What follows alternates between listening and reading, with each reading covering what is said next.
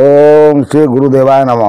आज्ञा हे मोर प्रिय समस्त सुधीवृंदा को कोटि कोटि प्रणाम। गत अध्याय आम भागवतर कथा कही भागवत कथा अध्याय अध्याय पढ़ले आपण मैंने शुणे। आज गोटे कथार आम आलोचना करवा जो मीनशनि भोग हम जो मीनशनि भोग हेले कौन कौन क्षतिग्रस्त हम महापुरुष मान लिखिं। महापुरुष मैंने मीनशनि भोग उपर किसी मतामत तेरे देना किंतु तार आबहमान काल मीनशनि भोग होती ना आज भोग होती कलिर अंतिम समय भोग होती ना सत्यजुग आरंभ मीनशनि भोग होती। ये प्रथम प्रश्न। सत्यजुगर प्रथम यदि मीनशनि भोग होता कौन घटी से तापर त्रेतयारे केते मीनशनि भोग होता कौन घटी ये प्रश्नर उत्तर आज्ञा कई दब। किंतु कथा होती कौन मीन राशि जो राशि की चले से राशि से 2.5 वर्ष पर्यंत अवस्थापित करे तेणु से 2.5 वर्ष भितर पुणी अन्य राशि की जाए। तेणु से कुंभर मीन राशि की आसबारू कहते मीनशनि भोग है। कि ये जो मीनशनि भोग है ये मधु अमावास्या मधु अमावास्यार अर्थ कौन आज्ञा ताकू टे बुझंतु लोक मैंने। मधु अमावास्या हूँ शनिवार दिन से अमावास्या पड़ा तेणु से हूँ मधु अमावास्या। क्यों मास पड़ा ना मार्च मास 29 तारीख 2025 मसीहा मधुमास मधु अमावास्या थिला। ये जो संजोग बहुत पूर्वर घटी एवं त्रेतयार ना सत्यार ना अनंत जुगर से भाया घटी ये संजोग जार कि पृथ्वी प्रलय होता। तेणु यार सब सठिक विवरणी बहुत किसी अच्छी किंतु मीनशनि भोग हेले केतक राशि सब परिवर्तन हेले तार सब प्रभाव निश्चित पड़ो। मालिका को जो मैंने कहते अपप्रचार कर मालिका अपप्रचार होनी मालिका तार रास्तार सी चलुची किंतु एमाने आमे ताकू धर्म उपर किना सब एपट सेपट करुँच। तेणु मीनशनि भोग कथार आम आलोचना करी आस्ते आस्ते देखुं कल्की ठाकुर उपर सब ज्ञान बाणी चली सब बहुत कथा चली। आज आम कल्कीर जो विषय मुझे आलोचना करी आपण आगु बहुत आगु आलोचना करी जे कल्की ठाकुर जो आसवे से तो सब प्रमाण भित्तिक आसवे ना अप्रमाण आसवे कौ वेदर आसवे कारण वेदर सी आसती ठाकुर जो परम ब्रह्म देवता निराकार विष्णु से अनाकार ब्रह्म सी जो अवतार ने सत्यर अवतार नहीं त्रेतयार अवतार नहीं द्वापर अवतार नहीं। जदि अवतार बाद को जो मैंने अवमानना करुँच किसी असुविधा नहीं आमको से करूँ किंतु आम जो विचार को विचार कर देखा जो लेखकार मन सब विभिन्न रकम लिखिं से लेखार आज सनातन धर्म को नष्ट करुँच। कौन नष्ट कर राम का जन्म उपर आज किसी कहवा जे चारु अन्नरू जन्म हेले एटा संभव कि प्रथम प्रश्न जदि संभव नुह केपरी जन्म हेले कहतु आज्ञा आपण मैंने आगे विचार करूँ। प्रश्न मोर उत्तर मोर विचार आपण मानकर समस्त कहते चारु अन्न केतक लोक मत दिखती सी सब गोटे भांडामी कथा रामायण गोटे भांडामी कथा।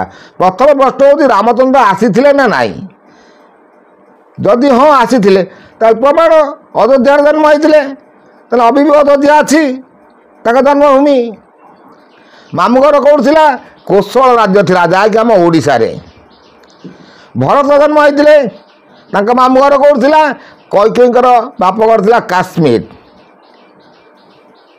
सी कहीं आसिल दशरथ समस्त कहते तमाने कौन तारु अंडर कहीं जन्म है दशरथ नपुंसक थे आगुरी दशरथ झील थिला किंतु दशरथ कौटी हारिले कहीं हारिले तार कारण कौन केतक मत दिखती रावण जानी सारिकी दशरथ पाखर ब्रह्म नहीं गला। अरे ब्रह्मटा कौन तार जो एनर्जी अच्छी कौन सब नहीं गला ନାଇଁ ଆଜ୍ଞା, ଇଏ ହେଉଛି ଗୋଟେ ଭୁଲ ବିଭ୍ରାନ୍ତିକର ତଥ୍ୟ। ଏଇଭଳି ବିଭ୍ରାନ୍ତିକର ତଥ୍ୟ ଦେଇ କେତେକ ଲେଖକମାନେ ଯେଉଁ ଲେଖିଛନ୍ତି ତା ପାଇଁ ଅଛନ୍ତି। ଲେଖକକାର ଯେଉଁ ଲେଖିଲେ ତୁଳସୀଦାସ କେବେକାର ଲେଖିଲେ? କଳି ସମୟରେ ଲେଖିଲେ। ତ୍ରେତୟା ଯୁଗର କାହାଣୀ, ସେ କାହାଣୀ ଆକାର ତାକୁ ଲେଖିଲେ। ତେଣୁ ଏମାନେ ତାକୁ କାହାଣୀ ଆକାର ନେଇଗଲେ। ଆଉ କିଛି ଲେଖକ ଲେଖିଲେ ଯେ ରାମ କ'ଣ କରିଥିଲେ। ରାମ ତାଙ୍କ ସମୟରେ ଯେତେବେଳେ ଆରିଆନ୍ ଆଉ ଦ୍ରାବିଡ଼ିଆନ୍ ମାନେ ସବୁ ଆସିକି ଯେତେବେଳେ ସବୁ ପୃଥିବୀ ପୃଷ୍ଠରେ ବସବାସ କଲେ, ଆରିଆନ୍ ମାନେ ଯେତେବେଳେ ଆସିଲେ, ଆଙ୍ଗ୍ଲୋ ଆରିଆନ୍, କାରଣ ଆମର ମହାଭାରତରେ ସବୁ ପ୍ରମାଣ ଆପଣ ପାଇଛନ୍ତି, ଆର୍ଯ୍ୟପୁତ୍ର କୁହନ୍ତି।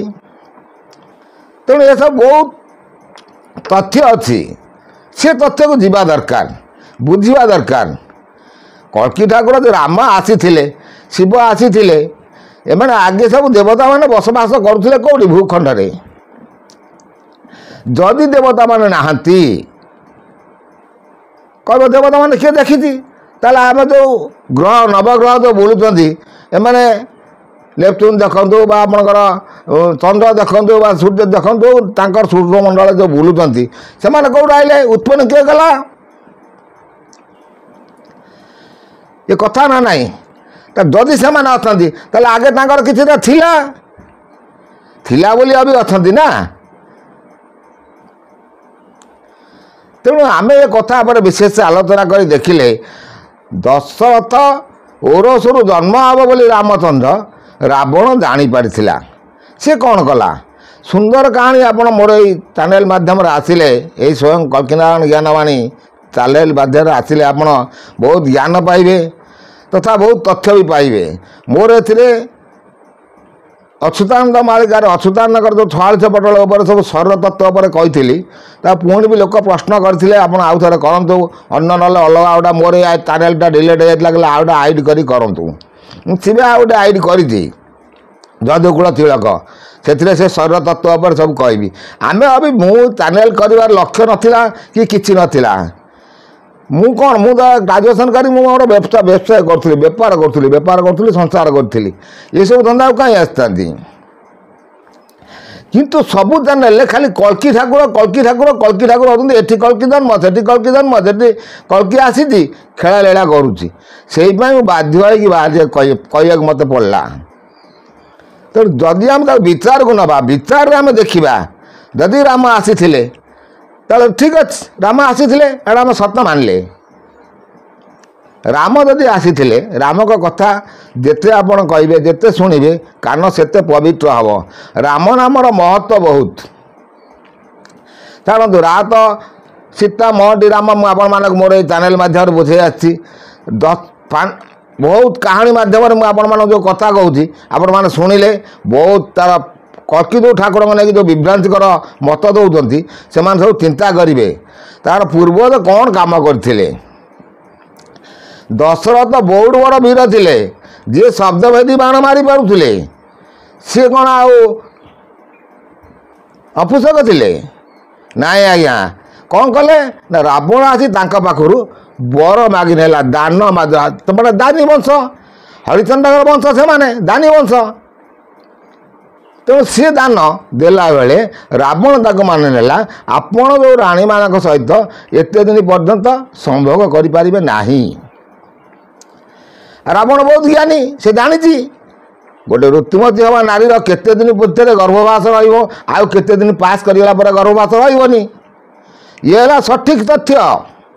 ଆଉ ଯଦି ଯିଏ ବି ଯୁକ୍ତି କରିବା ପାଇଁ ଚାହିଁବ, ମୋର ଏଇ କହିଲେ ମୋ ସାଙ୍ଗରେ ବସିଲେ ମୁଁ ତାଙ୍କୁ ବତେଇ ଦେଇପାରିବି। ସେଠୁ ଦଶରଥ ବର ମାଗିଛନ୍ତି, ଦାନ ଦେବା ପାଇଁ କହିଛନ୍ତି, ସେ ଦାନ ଦେଇଦେଲେ, ମାରିଦେଲେ। ମାରିଲା ପରେ ତାଙ୍କର ଆଉ ପୁତ୍ର ସନ୍ତାନ ହେବ କେମିତି? କୁହନ୍ତୁ ଆଜ୍ଞା, ଆପଣ ବିଚାର କରନ୍ତୁ। କିନ୍ତୁ ଆଗରୁ ଝିଅ ଜନ୍ମ ହେଇକି ଅଛି, କୌଶଲ୍ୟା ଗର୍ଭରୁ ଝିଅ ଜନ୍ମ ହେଇକି ଅଛି। କିନ୍ତୁ ସେଉଠୁ ଦଶରଥଙ୍କ ମୁଣ୍ଡରେ ଆସିଲା ଯେ ମୁଁ ତ ଭଲ କଥା ଦେଇଦେଲି, କ'ଣ କରିବି କ'ଣ ନାହିଁ। ସିଏ ଗୋଟେ ସେତେବେଳକାର ଯେଉଁ ଋଷି ଥିଲେ, ଋଷ୍ୟଶୃଙ୍ଗ ଋଷି, ତାଙ୍କୁ ଆମନ୍ତ୍ରଣ କଲେ। ତାଙ୍କୁ ଆମନ୍ତ୍ରଣ କରିବା ପାଇଁ ତା ନିଜ ଝିଅ ଶାନ୍ତାକୁ ପଠେଇଲେ। ତେଣୁ ଶାନ୍ତାକୁ ତାଙ୍କ ସହିତ ବିବାହ ଦେଇକି ପୁତ୍ରେଷ୍ଠି ଯଜ୍ଞ କଲେ। ଇଏ ହେଉଛି ରାମ ଜନ୍ମର ମାନେ ପ୍ରକୃତ ତଥ୍ୟ। ପୁତ୍ରେଷ୍ଠି ଯଜ୍ଞ କରିକି ଋଷ୍ୟଶୃଙ୍ଗ ଋଷି ସବୁ ଜାଣିଥିଲେ। କ'ଣ ଜାଣିଥିଲେ ଆଜ୍ଞା? ନା କେଉଁ ଗଛର ଚେର ଖାଇଲେ ଋତୁବତୀ ହେଲା ପରେ କେତେ ଦିନ ପର୍ଯ୍ୟନ୍ତ ବି ସେମାନେ ସହବାସ କଲା ପରେ ବି ତାଙ୍କର ଗର୍ଭଧାରଣ କରିପାରିବେ। କାରଣ ଆମର ଆଗକୁ କଥାରେ ଅଛି ଅମନ୍ତ୍ରମ ଅକ୍ଷରମ ନାସ୍ତି ନାସ୍ତି ମନ ମୂଳ ଶୋଧି ନାସ୍ତି ପୁରୁଷ ନିର୍ଗୁଣା ଯାହା ଜଗ ସ୍ତୁଷ୍ଟ ଦୁର୍ଲଭ। ମାନେ ଏମିତି ଦୁନିଆରେ କୌଣସି ଅକ୍ଷର ନାହିଁ ଯାହାକି ମନ୍ତ୍ରଚିତ ନୁହଁ, କି ଦୁନିଆରେ ଏମିତି କୌଣସି ବୃକ୍ଷ ନାହିଁ ଯାହାର ଚେର ଔଷଧରେ ପରିପୂର୍ଣ୍ଣ ନୁହଁ। ପ୍ରତ୍ୟେକ ବୃକ୍ଷର ଏମିତି କୌଣସି ପୁରୁଷ ନାହିଁ ଯାହାର ଗୁଣ କିଛି ନାହିଁ। କାହାର ଦୁର୍ଗୁଣ ଅଛି, କାହାର ସୁଗୁଣ ଅଛି, କାହାର କୁଗୁଣ ଅଛି, କିଛି ନା କିଛି ଅଛି। କିନ୍ତୁ ଏସବୁକୁ ଯିଏ ଯୋଜନା କରିଛି ସେଇ ପଦାର୍ଥଟି ହେଉଛି ଦୁର୍ଲଭ। ସେ କିଏ? ସିଏ ହେଉଛନ୍ତି ସ୍ୱୟଂ ବ୍ରହ୍ମ। ତାଙ୍କୁ ଛାଡ଼ିଦେଲେ କିଛି ନାହିଁ ଦୁନିଆରେ।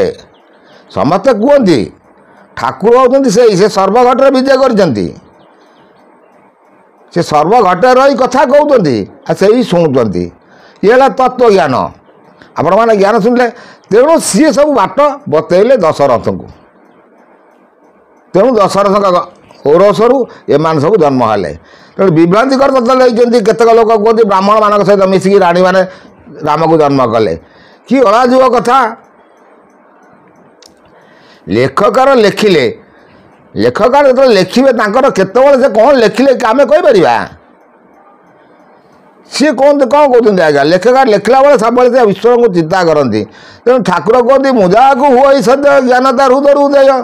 ଜ୍ଞାନ ତାର ହୃଦୟରୁ ଉଦୟ ହେଲା, ସେ ତାର ଲେଖିଲା। କିନ୍ତୁ ଆଜ୍ଞା ମୁଁ ଆପଣମାନଙ୍କୁ ମୋର ଏଥିରେ କହି ଆସିଛି ସୂର୍ଯ୍ୟାୟନ ଚନ୍ଦ୍ରାୟଣ ଗତାଗତରେ ସବୁ ଶୁଭ ଫଳ ଖରାପ ଫଳ ଦିଏ। ତେଣୁ ଆପଣମାନେ ବିଚାର କରନ୍ତୁ ରାମଙ୍କର ଜନ୍ମ ଉପରେ ଯେଉଁ ବିଭ୍ରାନ୍ତିକର ତଥ୍ୟ ଦେଇଛନ୍ତି। ତାପରେ ଆପଣମାନେ ଆମେ ଦେଖିବା ଯଦି ରାମ ଜନ୍ମ ହେଲା ଠିକ୍ ଅଛି, ଆମେ ମାନିଲେ 10 ଅବତାର ଭିତରେ ରାମକୁ ଆମର ଅବତାର ନେଇକି ଆସିଲେ। ରାମ ଅବତାର ହେଲେ ସ୍ୱୟଂ ପରବ୍ରହ୍ମଙ୍କର ଅଂଶ। ସେ ଅବତାର ହେଇକି ଯେତେବେଳେ ଖେଳା ଲୀଳା କରିକି ସେ ଯିବେ ତାଙ୍କରି ବିଷୟରେ ଆମେ ଆଜି ଆଲୋଚନା କରି ଦେଖିବା। ସେ ଜଣେ ରାଜା, ମର୍ଯ୍ୟାଦା ପୁରୁଷୋତ୍ତମ ପଦ ପାଇଲେ। କ'ଣ ପାଇଁ? ନା ସୀତାମାତାଙ୍କୁ ଗୋଟେ ଗର୍ଭବତୀ ସ୍ତ୍ରୀ କି ବନବାସ ଦେବା କେଡ଼େ ସମୀଚୀନ କଥା। ରାଜା ସେ ପୁଣି ଗୋଟେ ରାଇଜର ରାଜା। କାରଣ କଳ୍କି ଜନ୍ମର କାହାଣୀ ଆ ଭିତରେ, କଳ୍କିଙ୍କର ରହସ୍ୟ କାହାଣୀ ତା ଭିତରେ ରହିବ। କାହିଁକି ରହିବ? ଆପଣମାନେ ଯଦି ମନ ଧ୍ୟାନ ଦେଇକି ମୋର ଏଇ ଚ୍ୟାନେଲରେ ଶେଷ ପର୍ଯ୍ୟନ୍ତ ଶୁଣନ୍ତି କିଛି ନା କିଛି ଜ୍ଞାନ ଅର୍ଜନ କରିବେ କଳ୍କିଙ୍କ ଉପରେ। ଯେତେବେଳେ ମା ସୀତାମାତାଙ୍କୁ ସିଏ ବନବାସ ଦେଲେ, ଭୁଲ କଲେ ନା ଠିକ୍ କଲେ? ଗର୍ଭବାସରେ ଗୋଟେ ଗର୍ଭବତୀ ସ୍ତ୍ରୀ ଲୋକକୁ ବନବାସ ଦେବା ଭୁଲ ନା ଠିକ୍? ଆପଣମାନେ ବିଚାର କରନ୍ତୁ। ତେଣୁ ତା'ର ପରିଣାମ କେଉଁଠି ପାଇବେ? ପୁଣି ସୀତାମାତା ପାତାଳଗାମୀ ହେଇଗଲେ। ଅଳ୍ପ ସର୍ଟରେ କହିଦେଉଛି, ଆପଣମାନେ ସମସ୍ତେ ଜାଣିଛନ୍ତି। ସର୍ଟରେ କହିଦେଉଛି ପୁଣି ମା ସୀତା ପାତାଳଗାମୀ ହେଇଗଲେ। ପାତାଳଗାମୀ ହେଲା ପରେ ତାଙ୍କ ପାଖକୁ ଆସିଲେ କିଏ? ନା କାଶୀ ରାଜକନ୍ୟା ଆସିଲେ।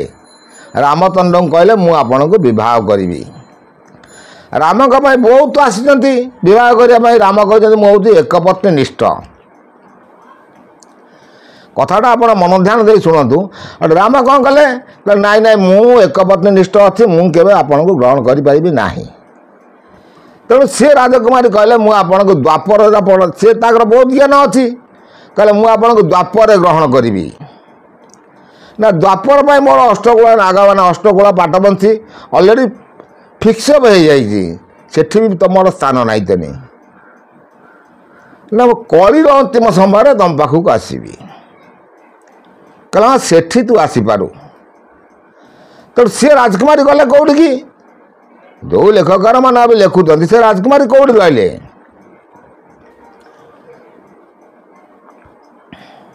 ଯେଉଁ ମାଳିକା ଲେଖା ଅଛି କି କଳ୍କି ଠାକୁରଙ୍କ ଉପରେ ବର୍ଣ୍ଣନା କରୁଛନ୍ତି, ଆମେ ରାମଙ୍କର ରାଜୁତି କାଳ ପିରିୟଡ଼ର ଯଦି ବର୍ଣ୍ଣନା କରି ଦେଖିବା ପାଇଁ ଯିବା, ସେ ରାଜକୁମାରୀ ଗଲେ କୁଆଡ଼େ? ସେ ରାଜକୁମାରୀ ଆଉ ବିବାହ କଲେ ନାହିଁ। ସେ ବସି ତପସ୍ୟା କଲେ ହିମାଳୟରେ, ଯାହାକି ବୈଷ୍ଣୋଦେବୀ ବୋଲି ପରିଚିତ ହେଲେ। ଦେବୀ ସ୍ୱରୂପା ସେ ହେଇଗଲେ। ଇଏ ବହୁତ ଗୁପ୍ତ କଥା। तापर आपण देखु जो रामकर से जो समय जो पापटा कले कि जो ब्रह्महत्या दोष लगला बोली मुझे कही आसी से तो स्वदेह चलीगले जमुना शरद नदी चलीगले कि से पापटा को कौटी विचार करेंगे कौटी पापटा को से क्षतिगत कर पुनर्जन्म अच्छी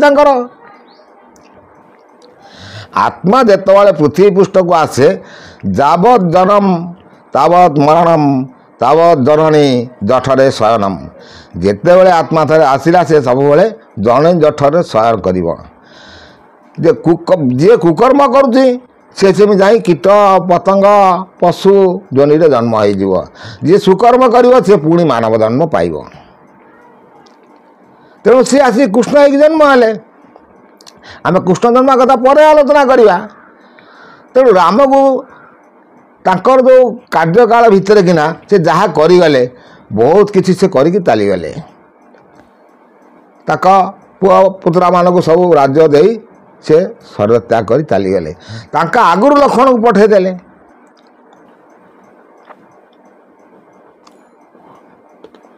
शेषनाग ता रास्ता गला अनंतनाग ता रास्ता गला तेणु एसबू को आम विचार को नहीं देखा तेणु राम को कहुए कोदंडधारी जो मैंने कल्की ठाकुर उपर कहते राम को कोदंडधारी कहुए तब से कोदंड धनटा को हाथ में धरी से जो जीवे आपण माइनर पास करी गले मैट्रिक पढ़िया मैट्रिक पास करी गले कॉलेज पढ़ाई आप सर्टिफिकेट नहीं जीवे ना सर्टिफिकेट छाड़ी जीवे आम सामाजिक चलन में देखा कौन लेखकार कथा कपूर देखा आम विचार को नवा कथा मोर प्रश्न मोर उत्तर मोर विचार आपण मान कल्की ठाकुर जो मैंने कहते सब कल्की ठाकुर तेणु हाथ में कोदंड दंड चिन्ह निश्चित रहा ना आज्ञा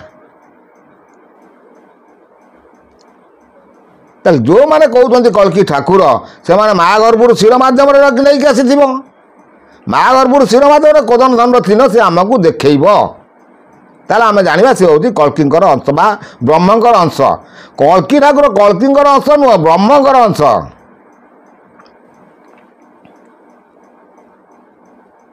ये हूँ अवतारवाद को आम जब विश्वास करूँ नेक्स्ट आम देखा बहुत बड़ कैसेट करूनी छोट छोट वीडियो कर छाड़ुची तेणु आपण मैंने देखिए पुणी कृष्ण उपर आम आलोचना करवा